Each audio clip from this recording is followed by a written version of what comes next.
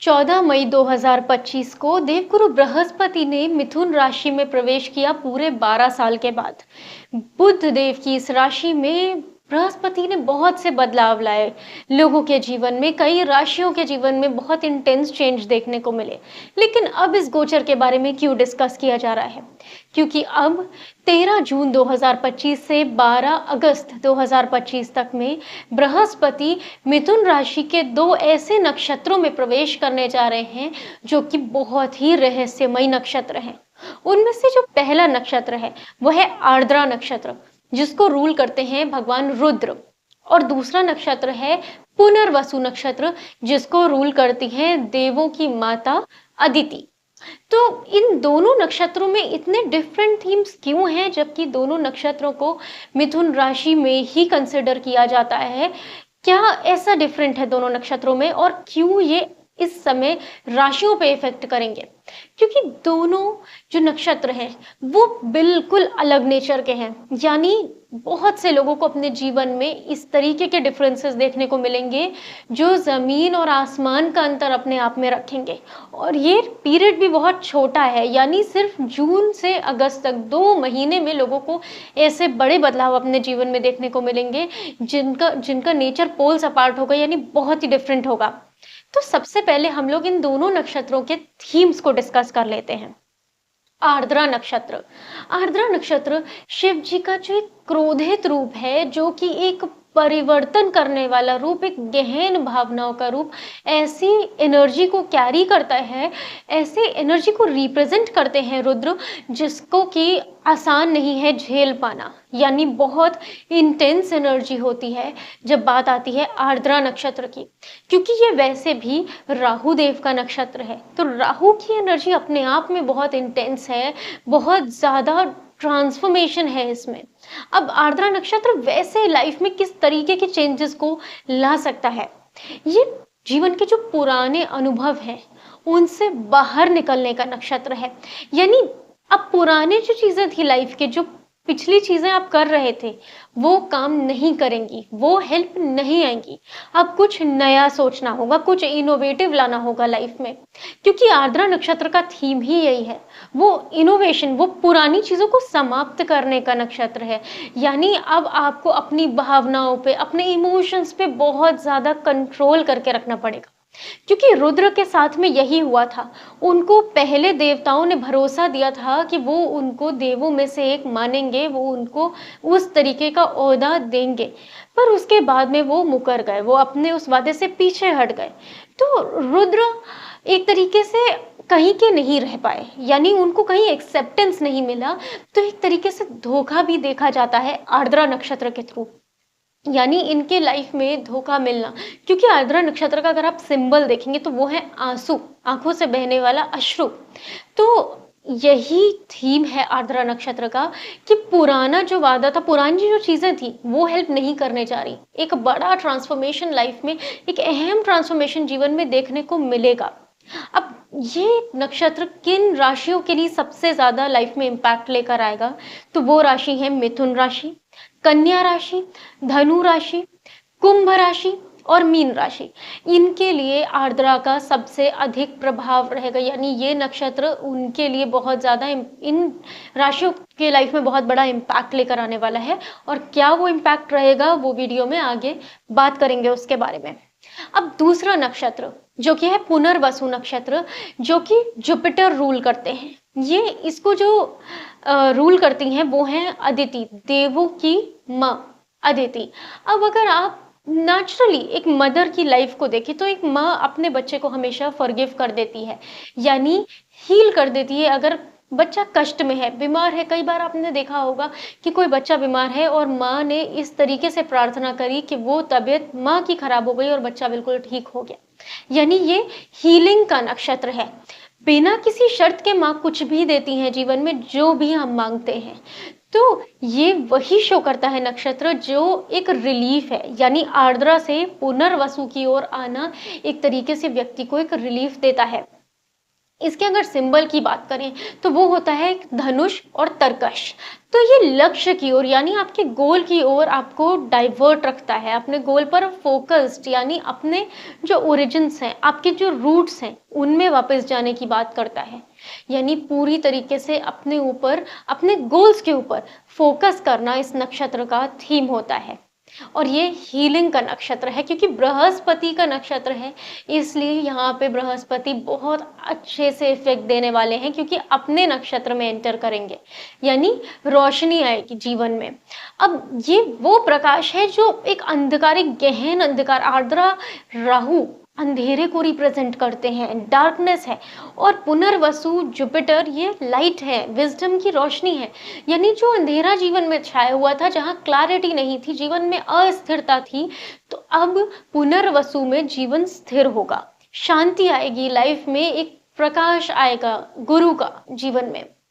तो अगर इन दोनों नक्षत्रों के मनोवैज्ञानिक प्रभाव की हम सिर्फ और सिर्फ बात करें अभी, तो आप देखेंगे कि जब आर्द्रा नक्षत्र में बृहस्पति होंगे तो क्लैरिटी नहीं होगी लाइफ में, यानी आपको चीजें अदृश्य सी नजर आएंगी, क्लियर नहीं दिखेंगी, गोल्स का समझ नहीं आएगा कि उनको कैसे अपनाया जाए। जो भी आप पुराने टैक्टिक्स, अपने पुराने मेथड्स को यूज करेंगे, वो फेल होते से नजर आएंगे।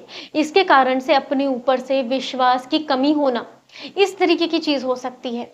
लेकिन वही जब पुनर्वसु में, पुनर आप पुनर से ही समझ सकते हैं, री यानी दोबारा चीजों की स्टार्ट होना, वापस से चीजों को की शुरुआत होना, वो पुनर्वसु है। तो दोनों नक्षत्रों को अगर आप थीम जोड़ के एक फाइनल रिजल्ट को देखें तो ये एक पॉजिटिविटी की ओर जाता हुआ गोचर है बृहस्पति का। अब कुंडली में इसका क्या प्रभाव पड़ने वाला है, लोगों के जीवन में कैसा इफेक्ट आएगा जब देवगुरु बृहस्पति पुनर्वसु में आएंगे। पुनर्वसु में माइंड को रीसेट, एनर्जीज को रीचैनलाइज करेगा व्यक्ति। क्यों? क्योंकि ये स्टार्ट का एक ट्रांसफॉर्मेशन, यानी जैसे है ना अष्टम भाव, अष्टम भाव एक ट्रांसफॉर्मेशन है, व्यक्ति का जीवन बदल जाता है, उसके बाद नवम भाव से एक नई शुरुआत होती है, यानी रीजनरेशन होता है। नवम भाव भी बृहस्पति का अपना भाव है। तो इसी वजह से यहाँ पर एक दोबारा से रीबर्थ देखा गया है, यानी इंसान ने अपनी पुरानी चीजों को छोड़ के एक नए रास्ते को पकड़ा। और यही थीम रहेगा इन 2 महीनों का, तभी ये इतना इंटेंस फेज होता है, आपको इतना फ्लक्चुएशन, इतने बड़े बदलाव देखने को मिलेंगे जीवन में कि उनको इग्नोर करना तो इम्पॉसिबल जैसा हो जाएगा। तो शुरुआत करते हैं सबसे पहली राशि के साथ में, मेष राशि के लिए किस तरीके से इस गोचर का प्रभाव होने वाला है। सबसे पहले बृहस्पति आपके तृतीय भाव में है, यानी थर्ड हाउस। थर्ड हाउस है आपका बंधु भाव, आपका पराक्रम भाव, जो कि साहस को दिखाता है, संचार, आपके छोटे भाई बहन, इनका भाव है तृतीय भाव।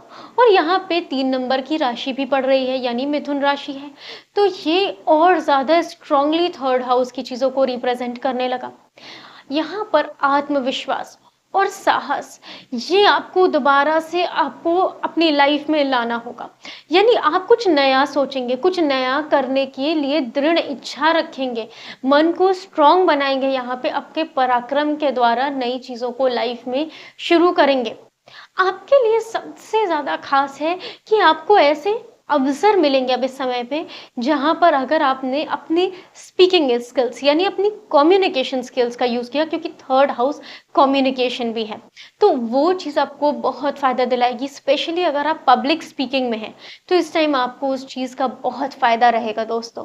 अब मेष राशि वालों के लिए जो उपाय है वो है कि आपको अपने माथे पर हल्दी का टीका लगाकर रखना है, और इन 2 महीनों में खास तौर पे, और अपने छोटे भाई बहनों के साथ अगर कोई प्रॉब्लम्स चल रही थी तो उन प्रॉब्लम्स को सॉर्ट आउट करना है और उनके साथ अच्छे संबंध बनाकर रखने हैं। वो बहुत इंपॉर्टेंट रहेगा इस गोचर का एक बहुत बेहतरीन तरीके से यूटिलाइजेशन करने के लिए। अब बात करें टॉरस यानी वृषभ राशि के लिए। वृषभ राशि के लिए ये गोचर हो रहा है आपके द्वितीय भाव में, सेकंड हाउस में। अब ये जो भाव है वो है आपके परिवारजनों का, आपके धन का, आपके फूड हैबिट्स का, आपकी वॉइस का। तो आपको आपकी वॉइस यानी आपकी वाणी पर नियंत्रण रखना होगा, अदरवाइज कोई बड़ा नुकसान हो सकता है आपको सिर्फ आपके बोले हुए शब्दों के कारण से। आर्थिक स्थिति की बात करें तो इस समय आपका जो अटका हुआ धन है, यानी अगर आपके लाइफ में कोई फाइनेंशियल ब्लॉक्स क्रिएट हो रहे थे, तो उनकी वजह से इस टाइम आप बहुत परेशान रहेंगे।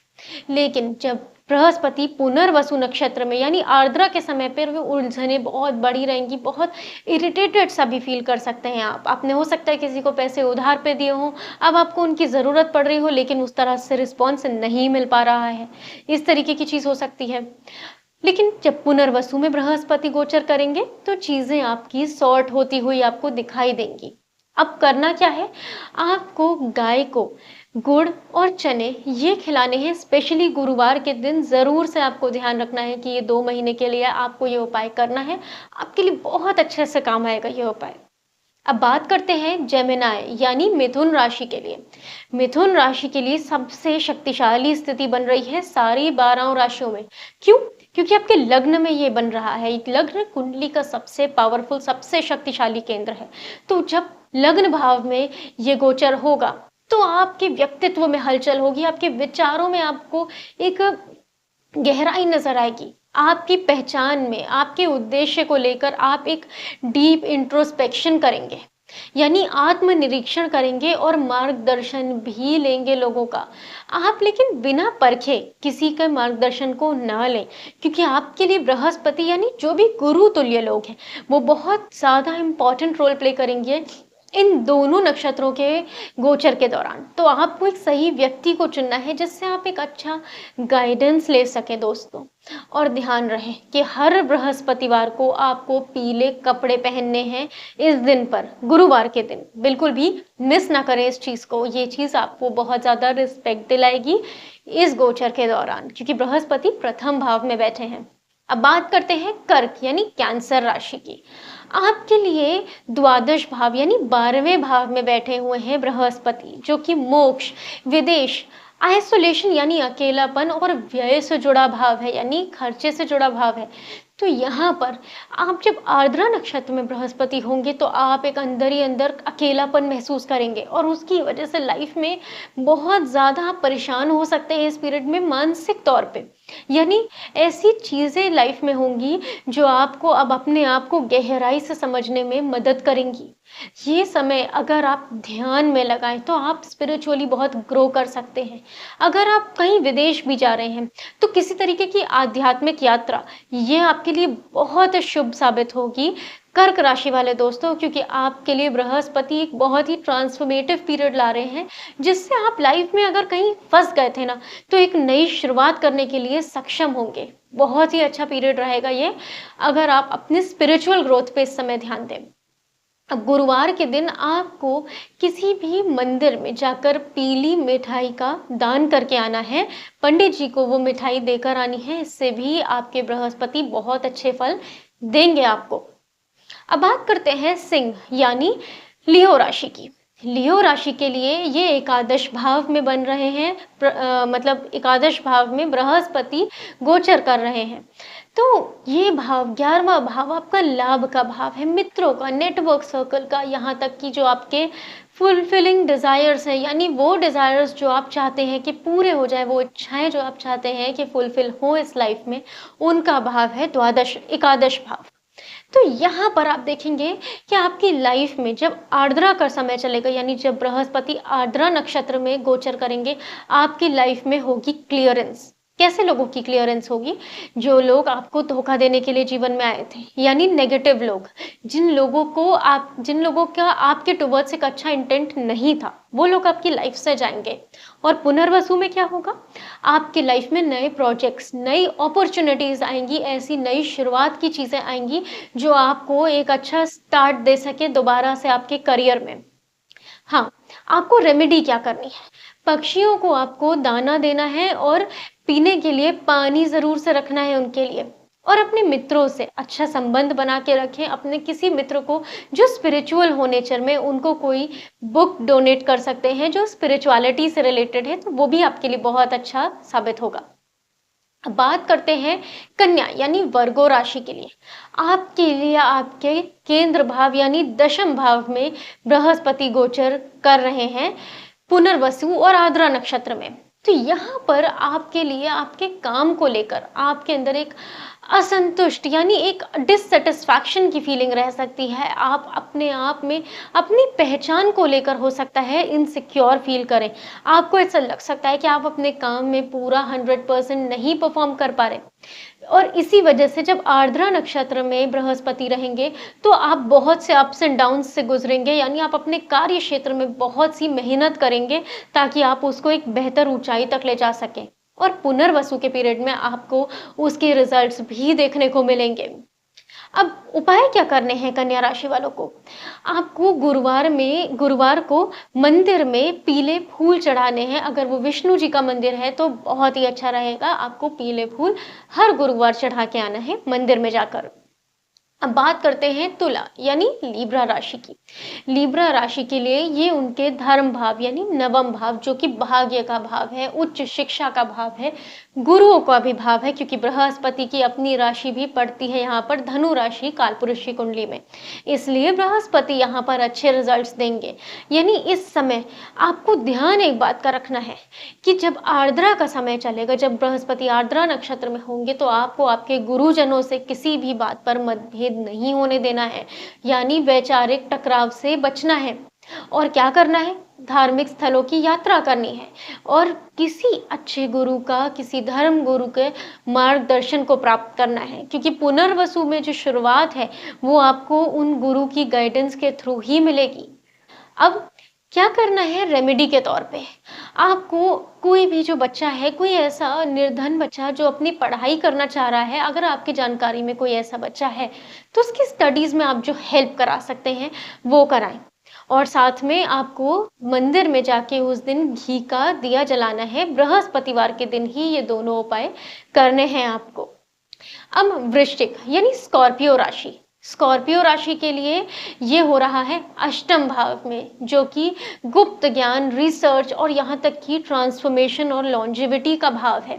तो यहाँ पे बृहस्पति जीवन की सोच को 360 डिग्रीज बदलने जा रहे हैं। स्पेशली आर्द्रा नक्षत्र के टाइम पे आपको कोई बड़ा नुकसान देखने को मिल सकता है, जिसको फेस करने के बाद में आप एक नई शुरुआत कर पाएंगे, दोबारा से मजबूती से खड़े हो पाएंगे।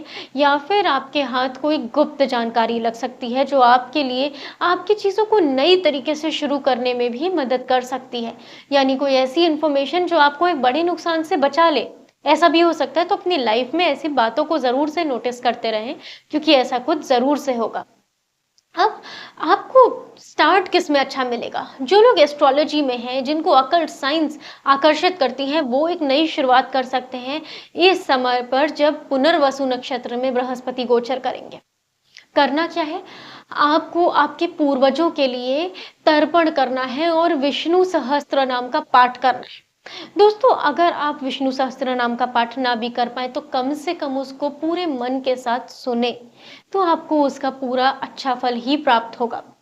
अब धनु यानी साजिटेरियस राशि की बात की जाए तो आपके लिए सप्तम भाव में बृहस्पति का ये गोचर रहेगा, जो कि जीवन साथी यानी आपके स्पाउस, आपके पार्टनरशिप और विवाह का भाव है।